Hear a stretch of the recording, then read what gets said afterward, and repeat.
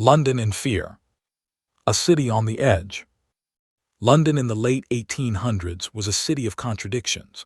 On one hand, it was the beating heart of the British Empire, glowing with wealth, progress, and power.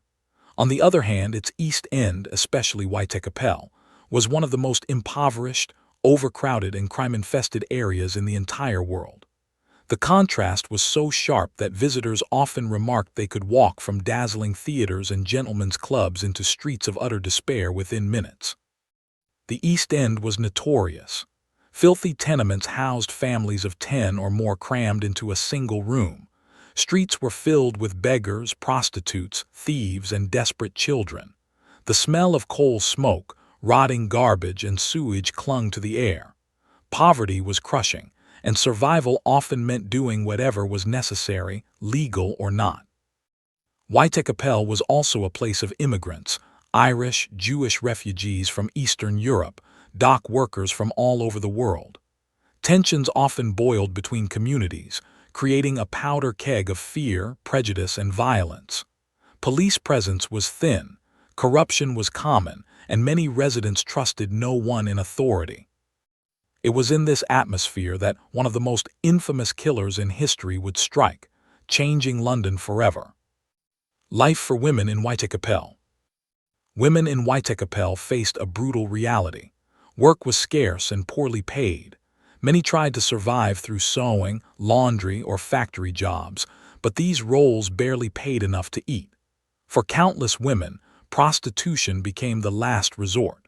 The streets were filled with women offering themselves for a few pennies, enough for a bed in a lodging house or a cheap meal. It was not unusual for women to walk the streets all night, desperately searching for a customer, just so they wouldn't have to sleep outside. Alcohol was another escape. Gin shops and pubs were everywhere, and many women drowned their despair in drink, further eroding their health and chances of survival. The women who would later be called the Canonical Five, victims of Jack the Ripper, were not glamorous figures from novels or plays. They were ordinary women, most middle-aged, struggling with poverty and alcoholism. Their lives were hard, their struggles immense, and it was these women who would become the targets of a killer whose name would echo through history. The first strike, Mary Ann Nichols. The first recognized victim was Mary Ann Polly Nichols, a 43-year-old woman. She was a mother of 5, but her life had unraveled into hardship. After separating from her husband, Polly drifted between workhouses and lodging houses. Like many women in Whitechapel, she often sold sex to afford a place to sleep. On the night of August 30, 1888, Polly was seen at several pubs. She had been drinking but was still lively. Around 2:30 a.m. she was spotted by a friend, saying cheerfully, "I'll soon get my DOS money. See what a jolly bonnet I've got now." Her DOS money meant the fee for a bed in a lodging house. She never got the chance to pay it. At about 3:40 a.m., a carman named Charles Cross was walking along Bucks Row, a dimly lit street. He noticed what he first thought was a bundle of rags lying on the ground. As he drew closer, he realized it was a woman.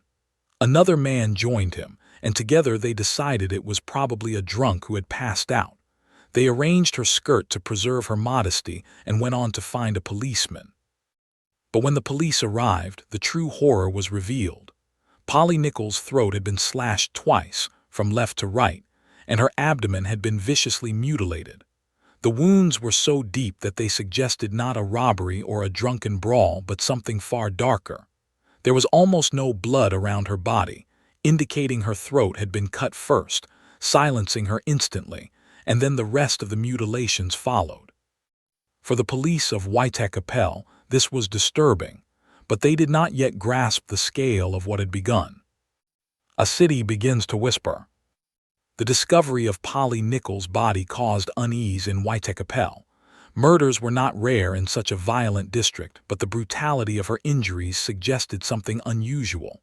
The newspapers picked up the story, reporting in lurid detail about the horrible murder in Bucks Row. Soon, whispers began to spread. Was this a madman, a butcher gone insane, or something worse, a monster stalking the streets at night. The police investigated, but the clues were frustratingly scarce. Witnesses had seen Polly earlier in the evening, but no one saw the killer. Bucks Row was dark, the hour was late, and in a city of thousands of strangers, any face could vanish into the crowd. Still, the murder was seen as an isolated event. Few imagined it was only the beginning of a reign of terror that would make Whitechapel 1888 one of the most infamous times and places in history. The atmosphere of fear. After Polly Nichols' death, women in Whitechapel grew more cautious, but hunger and poverty left them with little choice but to return to the streets. Police patrols were increased, but the force was undermanned and overworked. Detectives struggled without modern forensic methods. No fingerprinting, no DNA, no surveillance. Investigations relied on witness testimony, hunches, and luck. The East End was tense. Every shadow seemed threatening. Every stranger could be a predator. The newspapers began feeding the fear, publishing sensational stories that mixed fact with rumor. Whitechapel, already a place outsiders avoided, became infamous across Britain and beyond. The idea of a mysterious killer loose in the slums gripped the imagination of the public. The calm before the storm. Only days after Polly Nichols' murder, another woman would meet the same fate. The killings were escalating, and soon London would realize it was facing something new. A serial killer whose savagery had no precedent in the city's history. A name would emerge, one that would never be forgotten. But in early September 1888, no one yet knew. They only sensed fear in the air, a storm gathering over Whitechapel. The killer was already hunting, and he would not stop. Annie Chapman and the rising panic. A week later, Whitechapel trembles. The murder of Mary Ann Polly Nichols had shocked Whitechapel, but life in the East End had no pause button. Poverty forced people to return to their routines. The women still walked the streets, the lodging houses still filled with desperate souls, and the pubs still echoed with laughter, arguments, and the clink of cheap gin glasses. But beneath the surface, unease lingered. Rumors spread. People whispered that Polly's killer wasn't just a drunk or an angry client, he was something worse, a fiend in human form. Some claimed he must have medical knowledge, given the precision of the abdominal cuts. Others suggested he was a butcher. Since Whitechapel had plenty of slaughterhouses, where a man might grow accustomed to blood. The local newspapers stoked the fire, publishing gruesome details and asking dark questions. Was there a serial killer loose on the streets? The term itself wasn't widely used yet, but the idea was sinking in. Then barely a week later, Whitechapel's fear doubled. The last night of Annie Chapman. Annie Chapman, known as Dark Annie, was 47 years old. Like Polly Nichols, her life had been scarred by hardship. She once had a husband and children, but alcoholism and poverty had pulled her down into the East End. After separating from her husband, Annie drifted into lodging houses, odd jobs, and occasional prostitution to survive. On the night of September 7, 1888, Annie was in rough shape. Witnesses later said she looked sickly and frail. She had been turned out of her lodging house for not having the 4 pence needed for a bed. Annie told the deputy, "Don't let the bed, I'll soon be back with the money." It was a phrase all too common among the women of Whitechapel, a desperate promise that survival was only one client away. Around 5:30 a.m. on September 8, residents at 29 Hanbury Street began their day. John Davis, a lodger, stepped into the small backyard and stumbled upon a nightmare. There, lying near the steps, was Annie Chapman's mutilated body. The brutality intensifies.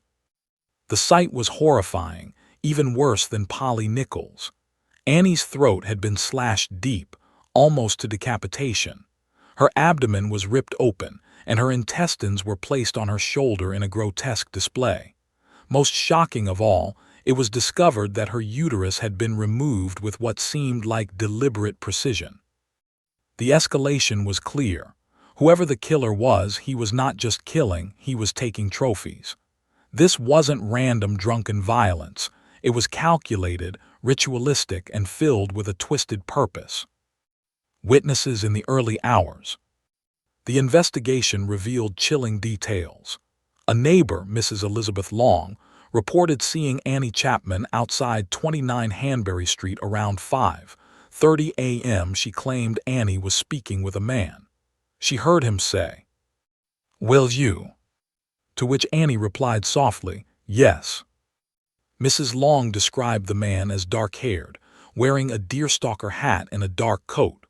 But in the dim light of dawn, her description was vague, not enough to identify anyone. Another lodger, John Richardson, had been on the back steps around 4:50. He claimed he saw nothing unusual, which suggested the murder happened in the narrow window between 5:00 and 5:30 a.m. The precision of the mutilations made some believe the killer had surgical skill. Could he be a doctor, a medical student, or perhaps someone who worked in slaughterhouses?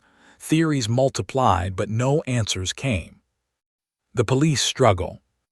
With two women now brutally slain in a similar fashion, panic spread. The Metropolitan Police and the City of London Police, two separate forces with overlapping jurisdictions, were both pulled into the case. Detectives interviewed locals, checked lodging houses, and questioned slaughterhouse workers.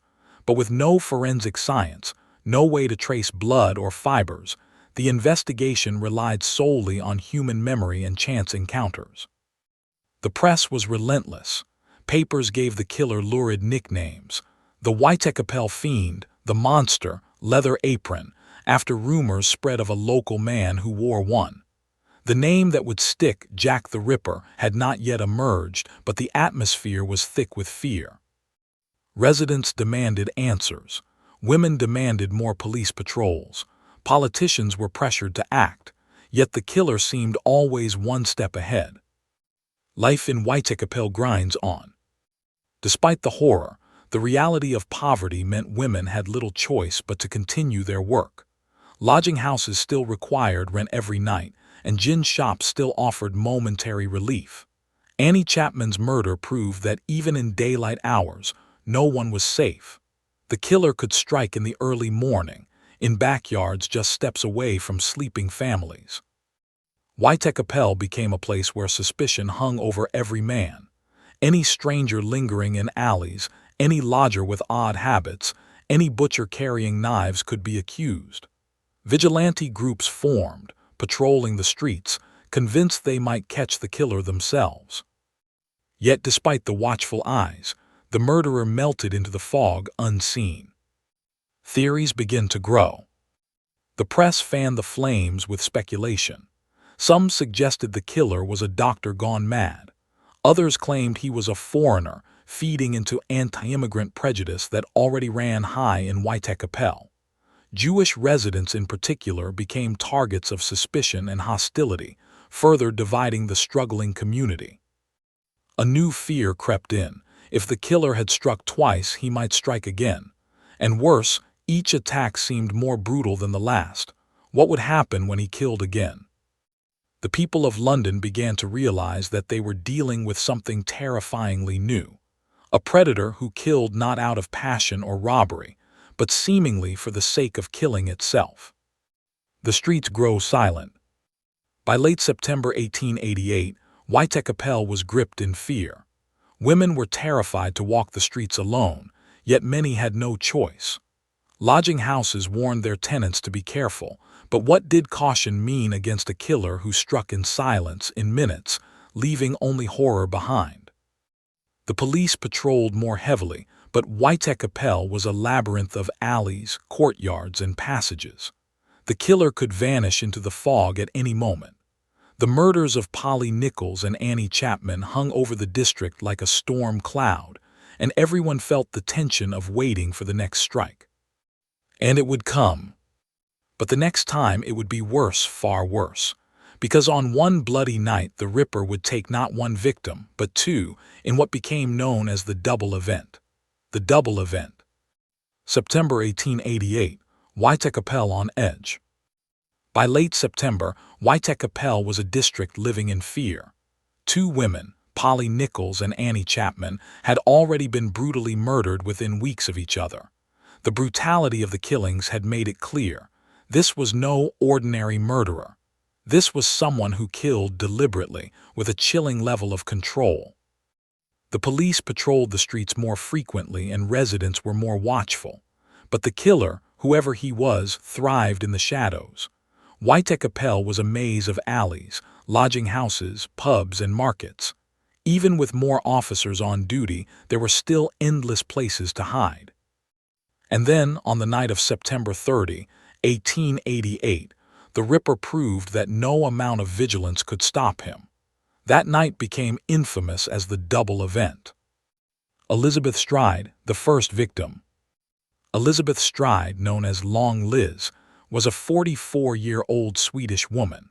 Like many of the other victims, she had endured a hard life of poverty, failed relationships, and alcoholism. She lived in lodging houses, did sewing or cleaning work when she could, and occasionally turned to prostitution to make ends meet. On the evening of September 29, Liz was seen at several pubs in the Whitechapel area. Witnesses said she had been drinking but was not heavily drunk.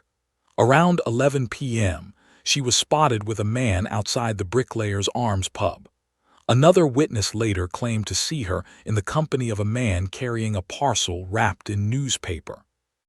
At 1 a.m. in Dutfield's yard near Berner Street, her body was discovered by Louis Deemschutz, a man returning to the yard with his horse and cart. As the horse shied, Deemschutz noticed something dark lying in the gateway. At first, he thought it was a bundle of rags, but when he struck a match, the truth was revealed. It was Elizabeth Stride. Her throat had been cut, but unlike the previous victims, her body had not been mutilated. It seemed the killer had been interrupted. The theory was that Deemschutz's arrival scared him off before he could carry out his usual horrific ritual. The panic in Berner Street. Within minutes, a crowd gathered. People poured out of nearby houses, pubs, and lodging rooms, shocked and fearful. The police were summoned and word spread quickly. The Ripper had struck again. But what no one knew was that this was only the beginning. Because while police and onlookers swarmed Berner Street, the Ripper was already making his way deeper into the night, searching for another victim. Catherine Eddowes, the second victim. Catherine Eddowes was 46 years old, known as Kate to friends. She had lived a rough life, drifting in and out of poverty with her common-law partner, Thomas Conway. Like many others in Whitechapel, she often relied on alcohol to dull the pain of her circumstances. On the night of September 29, Kate had been arrested for drunkenness near Aldgate. She was placed in a cell at Bishopsgate Police Station. By midnight, she had sobered enough that the police released her. As she left, she reportedly said, "All right, good night. I shall get a damn fine hiding when I get home." Instead of heading home, Catherine wandered toward Mitre Square, a dark and quiet area. At around 1:35 a.m., she was seen by Police Constable Edward Watkins on his patrol. By 1:44 a.m., just 9 minutes later, Watkins returned and found her body. Catherine Eddowes had been butchered in a way that stunned even the most hardened officers. Her throat was cut, her abdomen was ripped open, and her intestines were pulled out and placed over her right shoulder. Parts of her face had been mutilated, her nose cut off, her eyelids slashed, her cheeks gashed. Most shocking of all, her left kidney and part of her uterus had been removed and taken by the killer. The Ripper's escape. The sheer speed of the murder baffled investigators. How had the killer managed to perform such horrific mutilations in less than 10 minutes, in near-total darkness, without being caught? The only clue came from a blood-stained piece of Catherine Eddowes' apron, found later that night in Galston Street. Above it, scrawled in chalk, was a cryptic message. "The Jews are the men that will not be blamed for nothing." The message ignited fierce debate. Was it written by the killer? Or was it just a coincidence that graffiti near the crime scene had been linked to the murder? Some believed the Ripper was deliberately trying to frame the Jewish community, which was already facing hostility. Police Commissioner Charles Warren, fearing anti-Semitic riots, ordered the graffiti erased before it could be photographed. The loss of this potential clue became one of the most controversial decisions in the investigation. The Dear Boss letter. Around the time of the double event, a letter arrived at the offices of the Central News Agency. Dated September 25 and signed Jack the Ripper, it mocked the police and promised more killings. The letter read in part, "I am down on whores and I shan't quit ripping them till I do get buckled. Grand work the last job was. I gave the lady no time to squeal. How can they catch me now? I love my work and want to start again." At first, the police thought it was a hoax, but after the double event, when the writer mentioned cutting off ears and Catherine Eddowes was found with part of her ear removed, some began to wonder if it was genuine. This letter was the first time the name Jack the Ripper appeared. The newspapers seized upon it and the name stuck, cementing itself in history. Fear reaches new heights. The double event threw London into chaos. The realization that the Ripper had struck twice in one night and escaped without a trace left both police and residents feeling helpless. Patrols were increased, rewards were offered, and more suspects were questioned. But the killer seemed to vanish like a ghost into the fog. Women were terrified. Lodging houses emptied early at night, as few wanted to risk being caught outside after dark. Vigilante groups multiplied, carrying clubs and whistles, patrolling the alleys in hopes of catching the murderer. But he remained one step ahead. The press had a field day, printing lurid details and gruesome sketches. Each newspaper tried to outdo the others in shocking readers, while at the same time criticizing the police for failing to catch the killer. Public outrage grew, and so did the pressure on Scotland Yard. The shadow deepens. By October 1888, London was in a state of dread. The Ripper had killed at least 4 women, Polly Nichols, Annie Chapman, Elizabeth Stride, and Catherine Eddowes, in little more than a month. Each murder showed escalating brutality. The killer was not slowing down, he was evolving. The double event made one thing chillingly clear: the Ripper was capable of anything. If he could kill 2 women within an hour, right under the noses of police patrols, what else was he planning? And when would he strike again? The East End held its breath, waiting. Everyone knew it was only a matter of time before the Ripper returned. Mary Jane Kelly and the horror of Miller's Court. The Ripper's escalation. By November 1888, London was paralyzed with fear. The double event of September 30, the murders of Elizabeth Stride and Catherine Eddowes, had shown the killer's audacity and speed. Scotland Yard had increased patrols, questioned suspects, and flooded Whitechapel with officers, yet no progress was made. The press was merciless, mocking the police for their failures. Letters, some genuine and others obvious hoaxes, continued to arrive at newspapers and police stations, all signed with the name that now sent shivers down spines: Jack the Ripper. Rumors swirled. Was the Ripper a surgeon, using medical skill to remove organs? Was he an aristocrat, slumming in the East End to indulge sadistic fantasies? Or was he just another faceless local, blending in with the working poor of Whitechapel? Whoever he was, his violence was escalating. And on November 9, 1888, he struck for the last time in what would become the most gruesome of all his murders. Mary Jane Kelly, the youngest victim. Mary Jane Kelly, often called Marie Jeanette Kelly, was different from the Ripper's earlier victims. She was only 25 years old, much younger than Polly Nichols, Annie Chapman, Liz Stride, and Catherine Eddowes, all of whom had been in their 40s. Mary was thought to have been born in Limerick, Ireland in 1863, though much of her life was cloaked in mystery. She had lived in Wales, reportedly married a coal miner, and then moved to London after his death.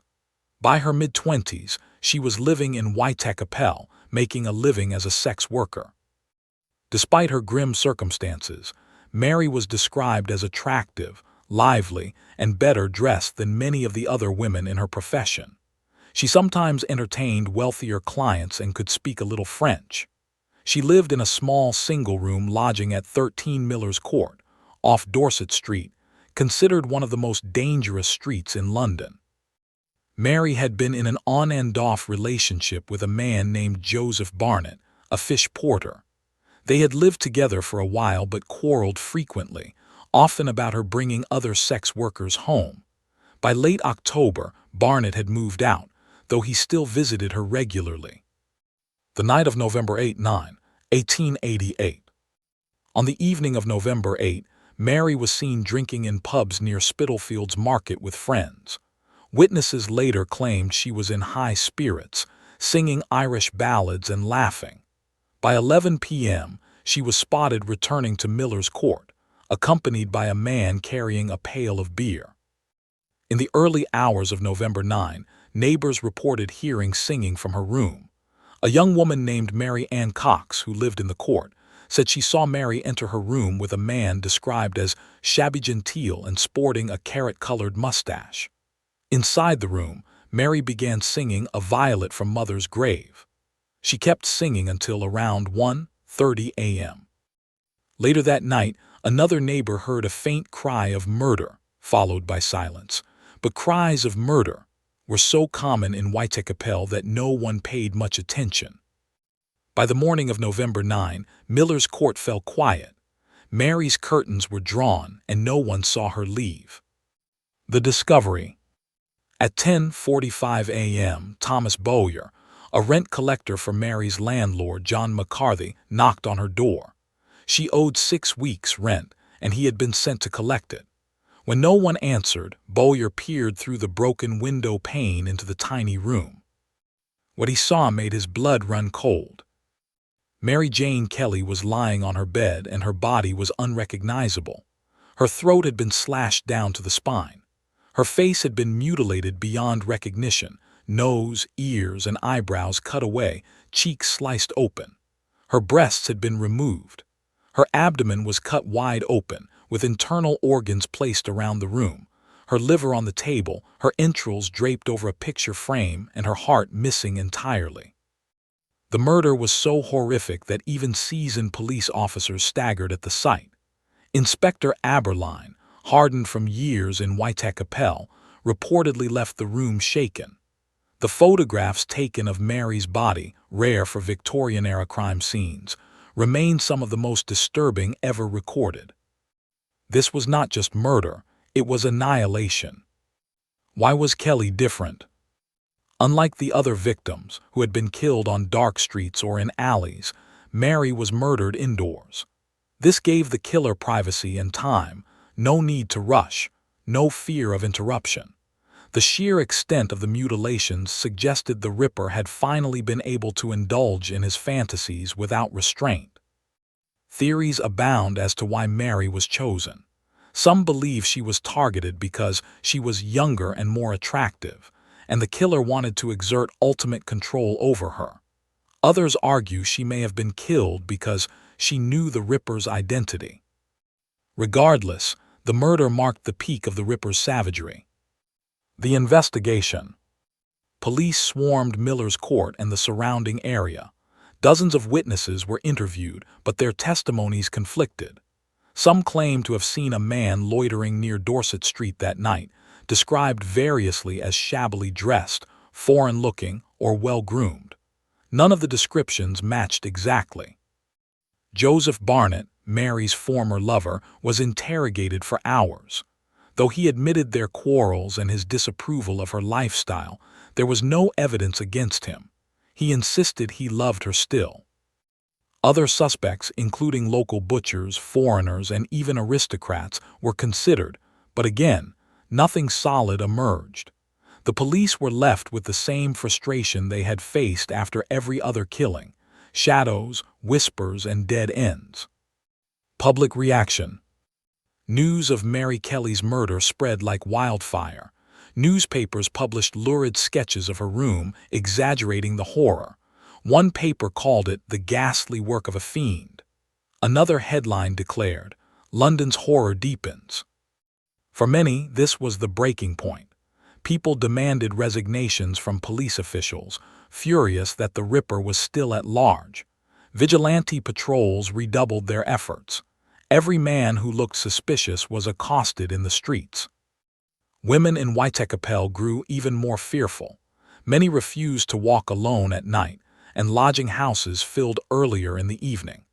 The East End became a city under siege, haunted by the specter of a killer who had slaughtered 5 women with impunity. The canonical 5 complete. With Mary Kelly's murder, the list of the canonical 5 was complete. Mary Ann Polly Nichols, August 31, 1888. Annie Chapman, September 8, 1888. Elizabeth Stride, September 30, 1888. Catherine Eddowes, September 30, 1888. Mary Jane Kelly, November 9, 1888. While there were later murders in Whitechapel that some believe to be Ripper killings, most historians agree that Mary Jane Kelly was the final canonical victim. After her, the Ripper seemed to vanish as suddenly as he had appeared. The Ripper's silence. Why did the killing stop? Theories abound. Perhaps the killer died, was imprisoned for another crime, or committed suicide. Perhaps he left London or was institutionalized. Or perhaps Mary Kelly was the ultimate fulfillment of his compulsion, after which he no longer felt the need to kill. Whatever the reason, November 1888 marked the end of the Ripper's reign of terror. But the mystery was far from over. The savagery of Mary Jane Kelly's death left scars on Whitechapel and on the minds of investigators, and the unanswered question remained: who was Jack the Ripper? The suspects and theories. The endless hunt. By the end of 1888, with 5 women brutally murdered and an entire city living in fear, the question on everyone's lips was simple: who was Jack the Ripper? The killings seemed too calculated to be the work of a random madman, yet too reckless to be the act of someone of high standing. The Ripper seemed to appear and vanish like a ghost, leaving only mutilated bodies behind. Over the years, hundreds of suspects have been proposed. Some were investigated at the time by Scotland Yard, while others were suggested decades later by authors and Ripperologists. Theories ranged from the ordinary, local butchers and doctors, to the bizarre, involving royalty and conspiracy. Let's walk through the most significant suspects and theories that have kept the Ripper mystery alive for more than a century. 1. Montague John Druitt, the educated outsider. One of the earliest police suspects was Montague John Druitt, a 31-year-old barrister and schoolteacher. Druitt was found drowned in the Thames in December 1888, just weeks after Mary Jane Kelly's murder. Assistant Chief Constable Sir Melville Macnaghten later wrote in his private notes that Druitt was sexually insane and fit the profile of the killer. His death coincided neatly with the sudden end of the murders, which fueled suspicions that he had either killed himself out of guilt or been discovered and forced into silence. However, little direct evidence linked Druitt to the crimes. He lived miles away from Whitechapel, and no witness ever placed him near the murder scenes. His candidacy rests largely on timing and speculation. 2. Aaron Kosminski, the local madman. A more compelling suspect is Aaron Kosminski, a Polish-Jewish immigrant who lived in Whitechapel.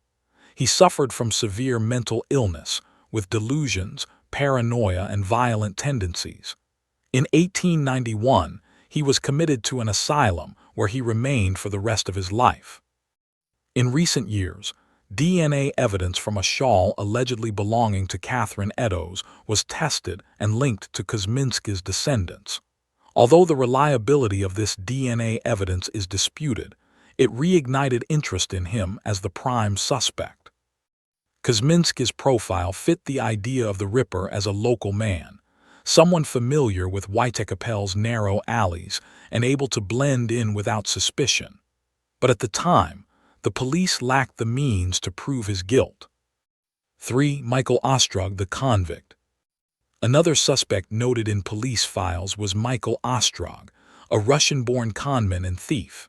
He had a long criminal record, often posing as a doctor, which aligned with theories that the Ripper had medical knowledge. But there's little concrete evidence tying him to the murders. Ostrog was likely in prison during the killings, making his candidacy weak compared to others. Still, his name remained in official police memoranda. 4. George Chapman Severin Klasowski, the poisoner. George Chapman, born Severin Klasowski in Poland, later became infamous for poisoning 3 of his wives in London. He lived in Whitechapel during the Ripper murders and worked as a barber surgeon, giving him knowledge of blades. Inspector Frederick Aberline, one of the lead Ripper investigators, strongly believed Chapman could have been the Ripper. His violent tendencies, misogyny, and proximity to the crime scenes all made him a serious suspect. But his later preference for poisoning over stabbing raised doubts. Did a man who once butchered women with knives change his methods so drastically, or was he simply evolving in his crimes? 5. Francis Tumblety, the quack doctor. Francis Tumblety was an eccentric American doctor known for peddling fake medicines. He had a deep hatred of women, especially prostitutes, and was in London during the murders. He was arrested in November 1888 on unrelated charges and quickly fled back to the United States. His suspicious behavior drew police interest, and some officials considered him a strong suspect. But again, no direct evidence placed him at the crime scenes. His flamboyant personality and misogynistic rants, however, made him a memorable figure in Ripper lore. 6. James Maybrick, the diary suspect. In the 1990s, a diary surfaced that allegedly belonged to James Maybrick, a Liverpool cotton merchant who died in 1889. The diary contained confessions to the Ripper murders, signed Jack. If true, this would have solved the case, but handwriting experts and historians quickly raised doubts. The diary's provenance was questionable, and many believed it was a modern forgery. Still, the Maybrick diary sparked enormous public fascination and remains one of the most controversial pieces of Ripper evidence ever produced. 7. Prince Albert Victor, the royal conspiracy. Perhaps the most sensational theory is that Prince Albert Victor, Queen Victoria's grandson, was Jack the Ripper. According to conspiracy theories, Albert had secret liaisons with prostitutes in Whitechapel and contracted syphilis. When the women threatened to expose him, they were silenced, either by Albert himself or by agents of the crown. Some versions even claim that the royal physician, Sir William Gull, committed the murders as part of a cover-up. These theories were popularized in books and films but lack credible evidence. Historians generally dismiss them as fantastical, pointing out that Albert was not even in London during some of the murders. 8. The Freemason connection. Another conspiracy theory links the murders to Freemasonry. Proponents argue that the way victims were mutilated reflected Masonic ritual symbolism, and that police officials, themselves Masons, covered up the truth. This theory gained traction in part because it explained the lack of progress in the case. If powerful men were involved, perhaps the investigation was deliberately sabotaged. But again, the theory relies more on speculation and symbolism than on concrete facts. 9. The unknown local, a ghost in the crowd. Beyond named suspects, some believe Jack the Ripper was simply an anonymous local man who escaped suspicion entirely. He may have been a butcher, slaughterhouse worker, or medical assistant, living unnoticed among the East End poor. Such a man would have been familiar with knives, accustomed to blood, and able to vanish into the crowds after each killing. The absence of solid evidence against any specific suspect keeps this possibility alive. Perhaps the Ripper was never famous or important, just another face in Whitechapel's shadows. The psychology of Jack the Ripper. Modern criminology attempts to profile the Ripper. Based on the killings, he is often described as male, age 25–40, knowledgeable with knives, possibly medical or slaughterhouse background, single or socially isolated, living locally in Whitechapel, hatred of women, especially prostitutes, possibly suffering from sexual sadism or psychopathy. The Ripper likely blended into his environment, living a double life, outwardly unremarkable, yet harboring violent urges that found expression in his murders. Why no capture? The failure to catch Jack the Ripper remains one of history's great mysteries. Several factors contributed. Policing limitations. The Metropolitan Police had no forensics, no fingerprinting, and limited investigative techniques. Chaos of Whitechapel. The crowded slums were a maze of alleys, with countless strangers coming and going. Public hysteria, endless hoaxes, false sightings, and newspaper sensationalism overwhelmed investigators. The killer's cunning. The Ripper struck quickly in darkness and vanished before police could respond. It was the perfect storm of opportunity for a killer. The legacy of the suspect. Each suspect tells us more about Victorian London than about the killer himself. The focus on immigrants like Kosminski reflected xenophobic fears. The royal conspiracy theories reflected distrust of authority. And the fascination with quack doctors, poisoners, and lunatics reflected anxieties about medicine, morality, and the changing society of the late 19th century. To this day, no suspect has been universally accepted. Each has strengths and weaknesses, but none can be proven beyond doubt. The true identity of Jack the Ripper may forever remain a mystery, legacy of a killer. The murders that wouldn't die. When Mary Jane Kelly was brutally slain in her small Whitechapel room on November 9, 1888, London braced for more blood. Yet strangely, the killing stopped. The police remained on alert for months, but Jack the Ripper never struck again, at least, not in the same recognizable pattern. And so began the longest-lasting criminal mystery in modern history. Though only 5 murders are officially attributed to him, Mary Ann Nichols, Annie Chapman, Elizabeth Stride, Catherine Eddowes, and Mary Jane Kelly, the impact of Jack the Ripper has echoed for well over 130 years.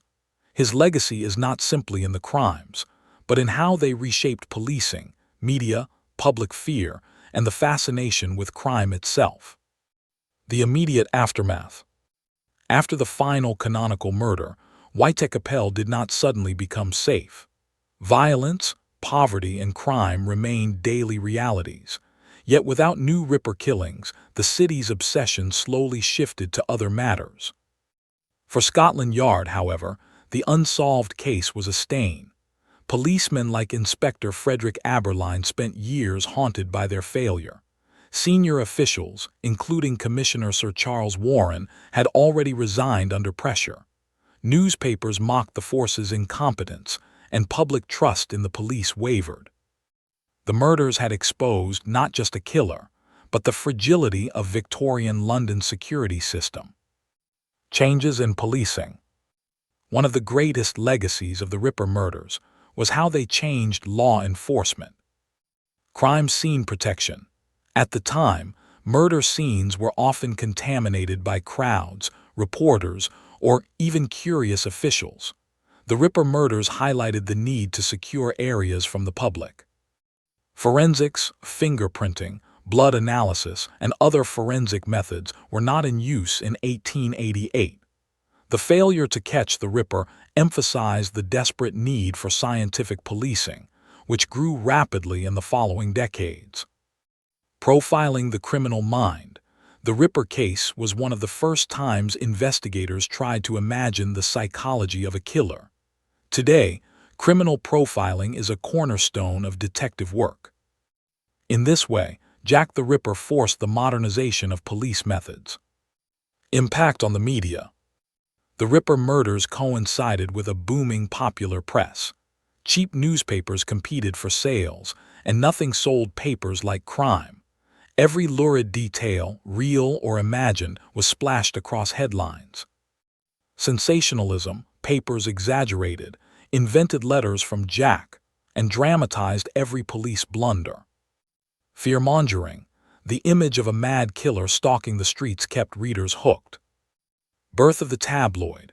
The Ripper murders arguably launched the age of tabloid journalism, where crime and scandal dominated public attention. This marriage of crime and media would never end. Even today, serial killers are headline staples, a direct legacy of Jack the Ripper's era. The social mirror. The Ripper murders also forced Victorians to confront uncomfortable truths about their society. Poverty and prostitution. The victims were poor women, many of whom turned to sex work to survive. Their deaths exposed the desperate conditions of London's underclass. Class divide. The murders highlighted the gulf between the wealthy West End and the impoverished East End. While elites enjoyed theater and luxury, women just a few miles away sold themselves for pennies and risked being slaughtered. Women's rights. The killings underscored the vulnerability of women. Many suffragists later pointed to cases like this as proof of society's indifference to women's lives. In short, Jack the Ripper was not just a killer. He became a symbol of a broken social order. The birth of the serial killer myth. Before Jack the Ripper, murderers were often seen as one-off criminals. A man might kill for money, revenge, or jealousy, but the concept of a repeat killer who murdered strangers for pleasure was not widely recognized. The Ripper changed that. He became the prototype of the modern serial killer, mysterious, motiveless, terrifying. His case shaped public imagination about such figures. Later killers, from the Boston Strangler to Ted Bundy, would be compared to him. The name Jack the Ripper became shorthand for all unknown, brutal killers who strike fear into society. Obsession and Ripperology. No other unsolved case has generated as much fascination. An entire field known as Ripperology was born, a community of historians, detectives, writers, and amateurs all dedicated to solving the case. Books, documentaries, and theories multiply every decade. From Montague Drute to Aaron Kosminski, from royal conspiracies to Freemason plots, new suspects are constantly proposed. DNA testing, handwriting analysis, and digital reconstructions have all been applied, yet the mystery persists. This endless obsession raises a question: why Jack the Ripper and not other killers? The answer lies in the mix of factors: the mystery, the brutality, the Victorian setting, the media circus, and the fact that he was never caught. He became a ghostly figure, forever out of reach. Jack in popular culture. Jack the Ripper quickly transcended reality and entered legend. He has been depicted in novels, from early penny dreadfuls to modern thrillers. He remains a staple of crime fiction. Films and TV. Countless adaptations portray him as a shadowy villain, sometimes human, sometimes supernatural. Comics and games, from Hell to Assassin's Creed. Syndicate. The Ripper haunts popular culture. Tourism. Whitechapel today is filled with Ripper walking tour, guiding visitors down the same dark alleys where his victims once lived. In a strange way, the murders have been commodified, turned into entertainment and myth. The victims remembered. While fascination often centers on the killer, the legacy of the victims must not be forgotten. Mary Ann Nichols, Annie Chapman, Elizabeth Stride, Catherine Eddowes, and Mary Jane Kelly were real women, living hard lives in brutal poverty. For decades, their names were overshadowed by Jack. But modern historians and activists have pushed to restore their identities. Memorials and plaques now honor them, not as mere victims, but as individuals whose stories deserve dignity. This shift reflects a broader change in how we view crime stories, less about glorifying the killer, more about remembering the lost lives. Unanswered questions. Despite endless study, Jack the Ripper's identity remains a mystery. Theories abound. Was he a local butcher? A foreign immigrant? A wealthy doctor? A royal pawn? Or just an anonymous man who slipped back into obscurity after November 1888? We may never know. Key evidence has been lost, witnesses are long dead, and modern forensics can only work with fragments. The Ripper mystery may be unsolvable. And perhaps that is why it endures. The eternal shadow. Jack the Ripper represents more than a killer. He symbolizes the fear of the unknown, the darkness lurking in urban alleys, the failure of authority, the vulnerability of the poor.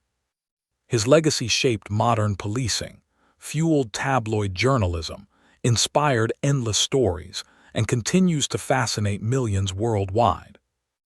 The truth may never be uncovered, but the legend of Jack the Ripper will never die. His shadow still walks Whitechapel, not in flesh and blood, but in history, culture, and imagination.